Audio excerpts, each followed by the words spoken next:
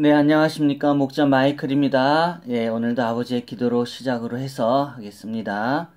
성부와 성자와 성령의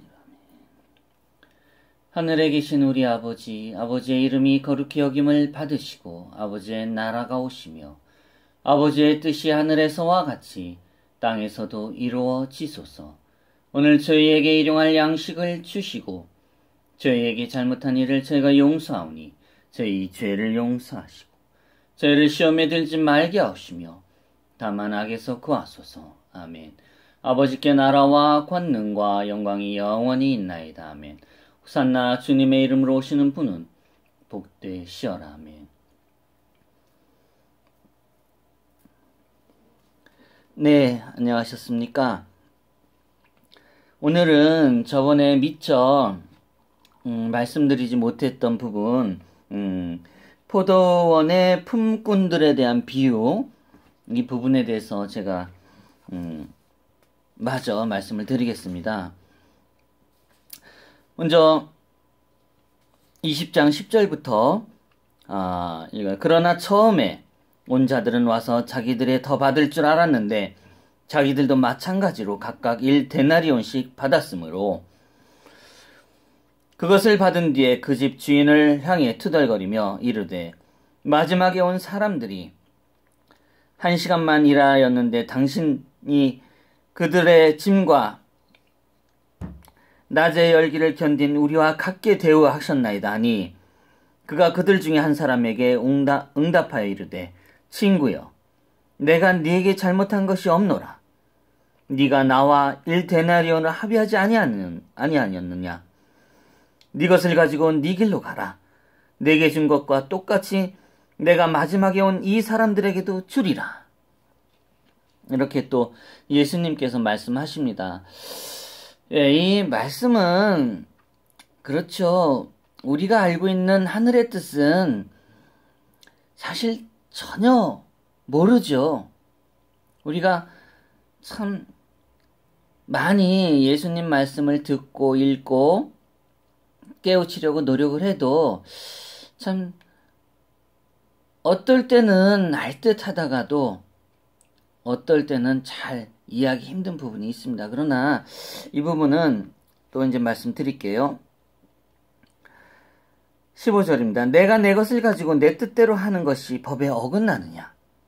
내가 선함으로 내 눈이 악하느냐? 이와 같이 마지막인 자가 처음이 되고 처음인 자가 마지막이 되리니 부름받은 자가 많으나 선정되는 자는 적으리라 하시니라. 예, 이 비유가 또 좀 이따가 또 말씀드린 부분에서 나오는데 참 일꾼들은 많이 필요하고 또 와서 일을 열심히 하지만 참 하느님 눈에는 다 차지가 않는 거예요. 우리들이 많이 부족하다는 얘기죠. 좀 더 진지하게 말씀드리면 우리가 더 절실하게 예수님의 말씀, 뜻을 따르는 그런 마음으로 갖지 않으면 참으로 하나님의 뜻에 부름받기가 쉽지 않다는 것을 여러분에게 말씀드립니다. 네, 그렇게 해서 오늘 21장으로 넘어갑니다. 이제 이렇게 해서 이제 예수님께서 예루살렘으로 들어가셔요. 들어가시면서 이제 또 많은 또 기적을 행하시죠. 근데 또 여기 또 21장 4절부터 말씀드리겠습니다.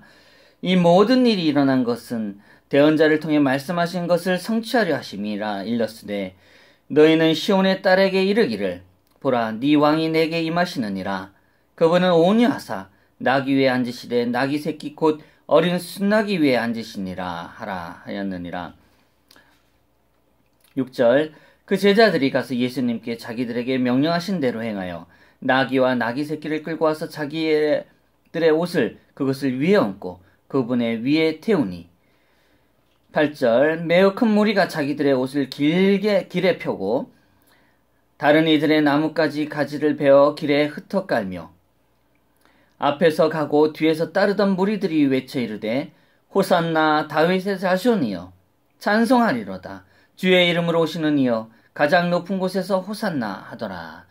이거는 제 기도문에도 있습니다. 호산나 주님의 이름으로 오시는 분은 복되셔라. 제가 꼭 아멘 한 다음에 꼭 이 귀절을 넣는 이유가 있어요. 참 거룩하시죠. 거룩하고 이 부분이 왠지 저에게는 특별하게 와닿는, 마치 지금이라도 오실 것 같은, 그리고 꼭 오셔야만 되는 뭐 그런 의미도 있지만 뭐 어떤 특별함을 주기 위해서라기보다 좀 절실한 마음에서 호산나 주님에게 오시는 분은 복되셔라. 뭐 이렇게 제가 항상 기도를 합니다. 아무튼 이렇게 해서 이제 예루살렘에 들어가셔서 하시는 일이, 성전에 들어갔더니 엉망진창인 거예요. 뭐 물론 기적도 행하셨지만은 뭐 돈 거래도 하고 뭐 소 닭도 키우고 뭐 이래가지고 굉장히 예수님께서 분노하십니다. 이 부분이, 예수님께서 하느님의 성전에 들어가사 성전 안에서 사고 파는 자들을 다 내쫓으시며 돈과 바꾸는 자들을 탁자와 비둘기 파는 자들의 의자를 뒤집어 엎으시고 그들에게 이르시되 기록된 바 내 집은 기도하는 집이라 불리리라 하였거늘 너희가 그것의 강도의 속으로 만들었더라 하시니라. 이렇게 못마땅해 하셨죠. 그리고 그렇게 하면 안 되죠. 그들의 믿음이 있는 것도 아니고 지금처럼 함께 나누고자 지금 성당 근처에는 마트 같은 것이 있어요. 근데 그 마트가 성당 지방에 있는 성당 주변에 있는 농촌에 이제 농업을 하시는 분들이 만들어서 이렇게 성당 근처 마트에서 이제 파는 그런 시스템입니다. 저도 사실 개인적으로는 이 시스템을 그렇게 만족스럽게 생각하진 않아요. 왜냐하면은 일단 어떻든 장사치가 되기 때문에 이게 좋은 뜻에서 사용되는지는 저는 잘 모르지만 어떻든 좋은 뜻에서 사용하기 위해서 그렇게 하시는 거지만은 어떻든 장사치라 저도 별로 마음에 안 들고, 또 그런 부분에서 또 다른 명목으로 이러한 계통의 일들에 대해서 연계해가지고 하는 뭐 아무튼 여러 개가 있습니다. 여러 개가 있는 걸 제가 보고 좀 실망을 해서 이제 저 또한 화를 내고 나온 적이 있어요. 예, 성당에서요. 뭐 교회는 어떤지 모르겠어요. 교회는 어떻게 진행을 해서, 저는 가장 좋은 방법이 물론 이렇게 연계해서 해주는 것보다 이제 인터넷도 발달되고 또 각자 교회나 성당이나 이제 그 신문 같은 게 있잖아요.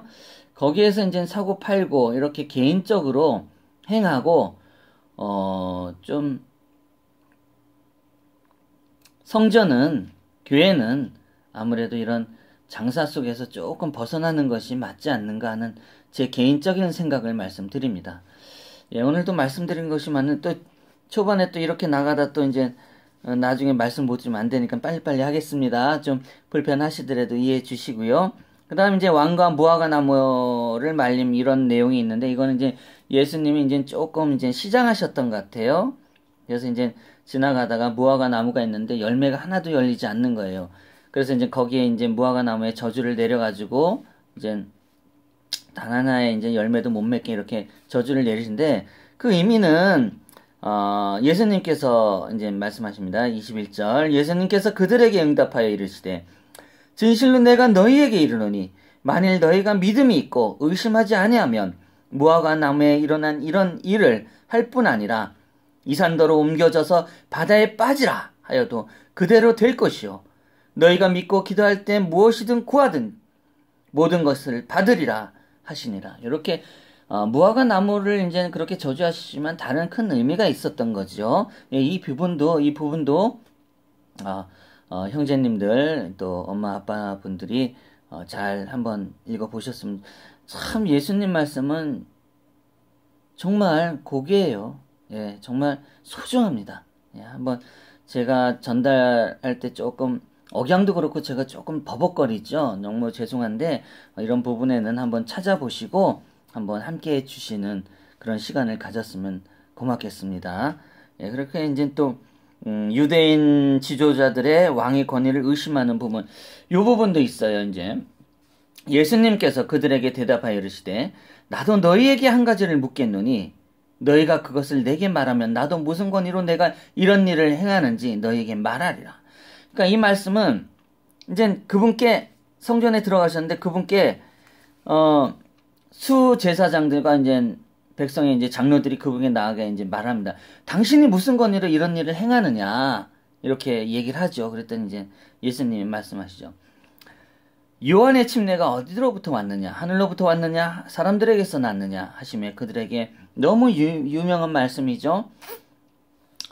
그들이 서로 따져보며 이르되 만일 우리가 하늘로부터 왔다면 그가 우리에게 어찌하여 너희가 그를 믿지 아니하냐 할 것이고 만일 우리가 사람들에게 났다면 사람이 요한의 대언자라고 여기니 백성이 두렵더라. 이런 의미로 그쪽 사람 수제자하고 많은 장로들이 이제 얘기하죠. 그러니까 굉장히 예수님께서 참 우리가 말로 표현하기 힘든 지혜로우신 분이신 것 같아요. 감히 우리가 따라잡을 수 없는 이런 말씀에서 지혜를 저희가 얻는 거죠. 예. 그래서 이 성경 말씀을 이렇게 듣고 읽게 되면 참 좋습니다. 지혜로워지는 건 물론이고 참으로 현명해지는 부분이 있는 것 같아요. 이런 부분을 배워나가는 건 좋습니다. 네, 어떻든 예수님 말씀입니다. 그리고 나서 이제 두 아들의 비유가 나옵니다. 이 두 아들의 비유는 그가 응답하여 이르되 가지 아니하게 하고서 그 뒤에 뜻을 돌이켜서 갔고 이 부분은 제가 잠깐 깜빡했는데 아버지가 이제 어떤 큰아들에게 시켰나 하나아들에게 시켰어요. 근데 시켰는데도 불구하고 억지로 행하는 아들이 있고 행하지 않는 아들이 있어요. 근데 이 부분에서 예수님이 말씀하십니다. 그들 중에 누가 자기 아버지의 뜻을 행하였느냐 이렇게 말씀하십니다. 여러분 아버지가 무슨 말을 했을 때는 억지로 싫어도 행해야 돼요. 참 그 부분에 있어서 근데 여기에서 예수님 말씀은 의로운 부분이에요. 이런 성경 말씀에 이렇게 아버지가 행하는 것에 대해서 무조건 따르라 이렇게 말했을 때는 나쁜 것을 따르라 이런 뜻은 아니에요. 이거를 좀 헷갈려 하시는 부분이 있어요. 뜨문뜨문. 그래서 잘못된 것도 행하는 이런 오류를 범합니다. 마치 성경 말씀에 예수님이 그렇게 말했듯이 아니에요. 그거는 절대 올바른 거예요. 의로운 거예요. 예수님이 이렇게 말씀하실 때 두 아들에게 너는 왜 행하지 않냐? 넌 행하느냐? 이런 맥락에서 볼 때는 의로움과 함께 있는 거예요. 불의가 있는 게 아니에요. 잘못이 있는 게 있고 죄가 있는 게 아닙니다. 절대 그런 거를 오해하시지 마시고 우리 부모님도 그렇고 우리 자녀분들도 그렇고 아버지나 어머니나 자녀에게 옳고 그름의 문제를 떠나서 무조건 행하라는 아니에요. 판단을 잘 하셔야 돼요. 의로움입니다. 올바른 것이어야 돼요. 근데 대부분의 부모님들이 올바름을 실천을 행하라고 말하지 잘못된 것을 행하라고 말씀하지 않잖아요. 그럴 때는 자녀분들도 그런 부분에서 얘기를 해야 됩니다. 잘못됐다고. 그래야 돼요. 이거는 지극히 당연한 일입니다.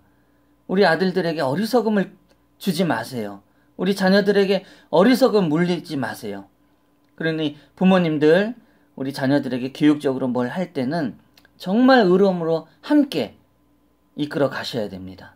예, 그거 말씀이십니다. 그리고 사악한 포도원의 농부를 비유한 부분도 있습니다. 34절 열매 맺는 때가 가까이 이르매 농부들에게 자기 종들을 보내어 그들이 그것을 열매를 받게 하니 농부들이 그들의 종들을 잡아 때리고 하나는 죽이고 하나는 돌로 치매 그가 다시 다른 종들을 보다 더 많이 보내니 그들이 그 종들에게 그렇게 하거늘. 참 이 부분도 그냥 스쳐 지나가기가 좀 그래서 제가 말씀드렸는데 일단 예수님께서 말씀하는 부분을 읽어드리겠습니다.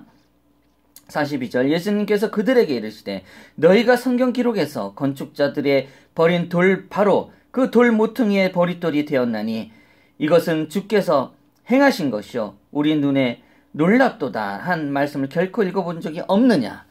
그러므로 내가 너희에게 이르노니 아버지께서 너희로부터 하나님의 왕국을 빼앗아 왕국의 열매를 맺는 민족에게 주리라. 네, 이 말씀이에요. 그 이제 그렇게 포도원의 주인이 오면 그 농부를 어떻게 하겠냐 해가지고 다 이제 당한 것을 억울하게 당한 것을 이제 예수님이 보고 하나님이 보시고 그 행패 부렸던 그 농부들을 다 죽여 없애버린 거예요. 그러니까 하나님의 말씀은 너희가 너희 열매로부터 정당한 걸 빼앗으려 하지 말고 부당하게 올바르게 잘 행하라는 얘기죠. 예수님의 말씀은 언제든 그 열매가 누구에게 갈지 모르는 거예요. 그러니 제발 부당한 무엇을 뺏고자 하지 마시고 올바르게 행하셔야 됩니다. 그 말씀을 꼭 잊지 마셨으면 좋겠어요. 그러니까 이런 비유들이 수제사장들 바리새인 눈에 딱 보니까 자기들 얘기를 하는 거예요. 비겁한 짓을 하니까. 절대 하나님 눈에는 그런 것들이 정당하지 않다는 얘기죠. 예. 또 이제 중요한 혼인잔치 비유가 있습니다. 이제 예수님께서 응답하여 다시 비유로 들어 그들에게 말씀을 이르시되 하늘의 왕국은 마치 자기 아들을 위한 혼인잔치를 베푼 어떤 왕과 같으니라. 이게 아까 제가 처음에 포도원 품꾼들이랑 말씀 비슷해요. 예. 언제 어느 때 그 사람들이 시간에 맞춰서 오든 하늘의 나라는 처음이나 끝까지 오는 사람이나 구분되지 않게 정당하게 예수님께서 주어지는 것이죠. 요 혼인잔치 비유도 마찬가지로 정말 일꾼들도 필요하고 손님들도 필요하고 다 필요한데 예수님이 마땅히 받아들일 자가 없는 거예요. 손님으로 온 사람도 그렇고 포도원의 일꾼도 그렇고 또 처음 온 자가 욕심내서 똑같이 주네. 다 계약한 대로 다 그렇게 했는데 불만 있는 거죠. 그러나 하느님의 눈에는 그게 온당치가 않는 거예요. 일꾼이 많아도 제대로 된 일꾼이 없고 손님이 있어도 손님으로 왔어도 올바르게 온 손님이 없으니 하느님 눈에는 참 마음이 아픈 거예요. 우리가 이런 말씀을 통해서 참으로 오늘 진짜 중요한 말씀이 나옵니다. 이 행실에 관한 믿음에 관한 사랑에 관한 이런 중요한 말씀이 나오는데요. 이 부분이 절대 그냥 넘길 수가 없어요. 그 부분은 이제 좀 이따 말씀드리면 이제 카이사르에게 새 몸을 바치는 부분도 이제 이 사람들이 자꾸 이제 예수님을 시험을 하는 거죠. 이종에 이제 바리사인들이 가서 자기들이 그분의 말로 함정에 빠뜨릴까 논의하고 이제 이런 얘기를 합니다. 17절. 그런즉 선생님은 어떻게 하시나이까? 우리에게 말씀해 주소서. 카이사르에게 공세를 바치는 것이 율법에 맞나이까 맞지 않나이까 하거늘 예수님께서 위선자들에게 이제 얘기하죠. 예수님께서 그들에게 사악함을 하시고 이르시되 너희 위선자들아 너희가 어찌하여 나를 시험하느냐. 이건 다 아시는 거죠. 그분께서 그들에게 이르시되 이 형상과 그 위에 쓰인 글이 누구의 것이냐 하시니 그들이 그분께 이르시되 카이사의 것이나이다 하매 그때 그분께 그들에게 이르시되 그런즉 카이사의 것들은 카이사르에게 하나님의 것은 하나님께 바치라 하시니 그들이 이 말씀을 듣고 놀라며 그분을 떠나 자기들의 길로 가니라. 이렇게 또 말씀하셨는데 또 이제 또 외경 쪽에 보면은 도마복음이죠. 도마복음에는 카이사르는 카이사르에게, 하나님 것은 하나님에게, 내 것은 내게에게 이렇게 이제 또 말하는 부분이 있어요. 이거를 또 이제 달리 해석하시는 분들이 있어요. 여러분, 우리가 알고 있는 하나님과 예수님이 다른 분이십니까? 아니죠. 한 분이십니다. 어떻게 보면은 말씀 가운데 우리에게 오시고자 하나님이지만 아드님의 모습으로 오신 것 같이 이 말씀 또한 하나님의 말씀이지만 예수님의 말씀으로 할 때가 있어요. 우리는 그거를 헷갈려 할 필요 없어요. 그냥 한 말씀이라고 생각하면 돼요. 그냥 표현만 다를 뿐이죠. 카이사르는 카이사르에게, 하나님의 것은 하나님에게, 나의 것은 나에게. 뭐 틀린 말입니까? 아니잖아요. 하나님과 예수님은 같은 분인데 하나님 말하고 나 말했다고 그게 틀린 말이에요? 아니잖아요. 절대 이런 걸 어렵게 생각하지 마시고 한 분이신 하나님, 한 분이신 예수님, 한 분이신 하나님, 아버지, 성령님 다 한 분이십니다. 그렇게 생각하시고 절대 외경도 보면은 이로운 부분이 있고 헷갈리는 부분도 있고 오역하고 오해하는 부분이 분명히 있어요. 그런 거를 굉장히 조심해야 되기 때문에 아무래도 분리를 시켰는지도 모르지만 개인적으로 저 같은 경우는 외경을 읽고 듣고 해서 도움되는 부분이 너무 많고 오랜 옛날 이야기를 들을 때는 정말 기뻐요. 우리가 그냥 아무 일 없이 태어난 것이 아니라 너무 의미 있게 정말 아버지의 사랑하는 그 존재로 태어난 것이 얼마나 귀하고 좋은지 몰라요. 정말 축복된 일입니다. 우리가 잘해야 돼요, 결론. 우리가 선택해야 돼요, 결론은. 여러분 잘 뜻하고 잘 선택하시기 바랍니다. 네, 이렇게 해서 이제 그 세금 바치는 내용은 넘어가고요. 사두개인의 이제 부활 논쟁 또 이런 부분도 있습니다. 부활 논쟁은 뭐냐면 이젠 뭐 일곱 형제가 있는데 그 부인의 형이 죽고 동생 그 다음 동생이 죽고 그 다음 그럼 참 말 같지도 않는 현실에 말 같지 않는 부분이지만 옛날엔 그랬던 것 같아요. 이런 관습에 그러면 그 막내 아들이 그 일곱 형수들을 여섯 형수들을 다 취하느냐 이렇게 참 얘기합니다. 참 제가 말로 이렇게 말씀드리기 좀 그래요. 그래서 이제 이 부분에서 이제 예수님께서 말씀하는 결론은 29절입니다. 예수님께서 그들에게 대답하여 이르시되 너희가 성경 기록들을 알지 못하고 하나님의 권능도 알지 못함으로 잘못하느니라. 부활 때에는 그들이 장가가지도 시집가지도 아니하며 하늘에 있는 하나님의 천사들과 같으니라. 이렇게 말씀하십니다. 우리가 천사들과 같은 존재로 해석을 하십니다. 좋죠? 예, 천사도 또 사람으로서도 저는 물론 세례명이 있지만 미카엘입니다. 예, 이제 목자 마이클로 이제 저희가 이제 닉네임을 이제 했지만은 별칭을 했지만은 천사의 이미지도 좋지만 참 아름다운 사람의 이미지는 얼마나 아름다운지 몰라요, 진짜.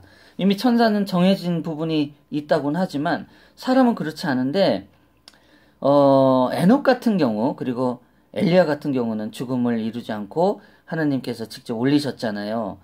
참 그런 부분에서 저는 굉장히 부러워요. 사람이지만. 그러나 한편으로는 너무도 아름답고 또 우리가 알고 있는 제자들도 베드로 요한 야고보 바돌롬에 뭐 많이 있지만 다 참 아름다운 분들이고 또 우리가 알지 못하는 많은 아름다운 부분의 사람들이 있죠. 참 그렇습니다. 그렇게 예수님 말씀한 것처럼 그렇게 넘어가죠. 그리고 오늘 마지막 중요한 거 가장 큰 명령, 예, 이 부분. 그러나 그분께서 사두개인들을 잠잠하게 하셨는 것을 바리새인들이 듣고 함께 또 모여서 이들 작자 하는 일이 그런 일들이에요. 좀 말로 표현하면 우리 현실에 좀 그분들하고 많이 비슷한 것 같아요. 국민을 생각하지 않는 그런 분들 좀 비슷한 것 같아요. 어떻든 선생님이요 율법에서 큰 명령이 무엇이나이까 하매 여러분 예수님께서 그에게 이르시되 너는 네 마음을 다하고 혼을 다하고 생각을 다하여 주 네 하나님을 사랑하라. 이것이 첫째가는 큰 명령이요 둘째 명령은 그것과 같은 것이로서 너는 네 이웃을 네 자신과 같이 사랑하라 이니라. 예, 저는 참 이게 처음이자 끝인 것 같아요. 예수님의 말씀은. 여러분 그 오랜 시간 동안에 구약의 십계명을 또 율법이 있지만은 지켜지지 않았죠. 근데 그것도 어려워서 율법에서 십계명 10가지로 줄어들었어요. 근데도 그것도 따르지 않았죠. 그것도 어려워했어요. 그리고 예수님께서는 2개로 줄여주셨어요. 단 2개. 십계명, 율법에서, 십계명에서. 그리고 단 2개로. 그게 가장 큰 명령입니다. 의미예요. 뜻이에요. 계명이에요. 제일 큰 계명이에요. 주 너희 하느님을 섬기고 네 이웃을 내 몸과 같이 사랑하라. 이 2개만 있으면 법이 없어도 얼마든지 살 수 있어요. 진짜예요. 이 2개 안에 함축돼 있어요. 이 세상 모든 법들이. 율법도 십계명도 이 2가지 안에 다 있습니다. 결국 하느님 사랑하고 섬기는 거하고 내 이웃을 사랑하는 거. 참. 지극히 당연하고 진리며 우리가 받아들여야 돼요. 너무 소중합니다. 그리고 그리스도의 이제 다윗의 자손에 관한 이런 부분도 있는데요. 뭐 이런 부분은 다음으로 이제 넘기고 이제 23장으로 가서 계속해서 바리새인들하고 이제